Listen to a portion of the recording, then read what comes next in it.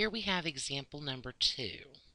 This says using the distributive property of multiplication over addition, we can factor, as in if we had x squared plus xy, you see we have this common x in both terms.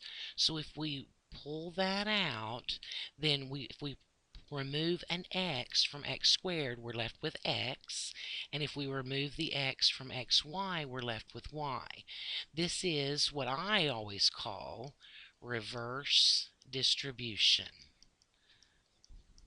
I like to look at it that way. So this is where you know whether you understand distribution or not, if you can go backwards from it.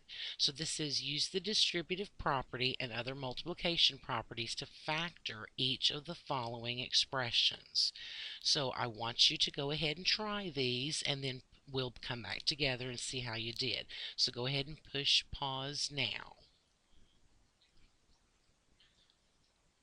All right, so did you have time to do some of these and see how you were doing?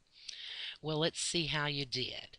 In this first one, it looks like we have a y in common for both terms.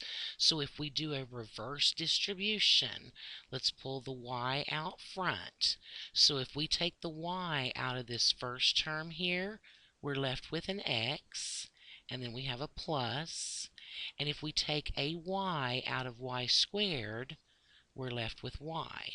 So this is what the reverse distribution looks like.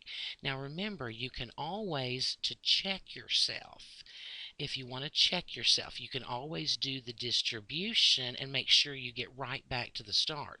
So if I did y times x, that would be xy plus y times y, that would be y squared. So that gets me right back to the beginning. So that's always your check on yourself. Okay, what about the next one? How did you do with it? Let's see, this might have thrown you a little bit because there was just an x here. Here it looks like we have an x in common in both terms. So let's reverse distribute and pull that out the first. So if I take an x out of this term, I'm left with a y, and then here we have a plus.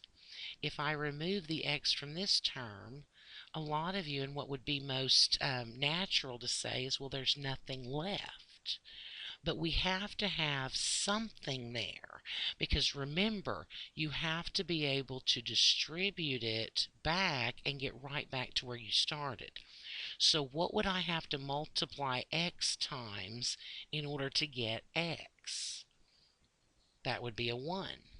If we leave this and don't put anything here, then when we multiply x times y, we just get xy. We lose our last term. So don't forget, when you're removing the x, it's as if you are doing x divided by x, which technically is 1.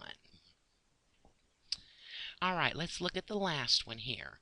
We have a squared b plus ab squared. So looking at those two terms, because remember terms are things separated by pluses and minuses, those two terms, we have, it looks like an A and a B in both terms. So let's pull that out, do a reverse distribution. If I remove an A and a B from this term, I'm left with just a single A. And then I have a plus sign. If I remove an A and a B from this second term, I'm left with just a B. So this would be the factorization or the reverse distribution of those two terms.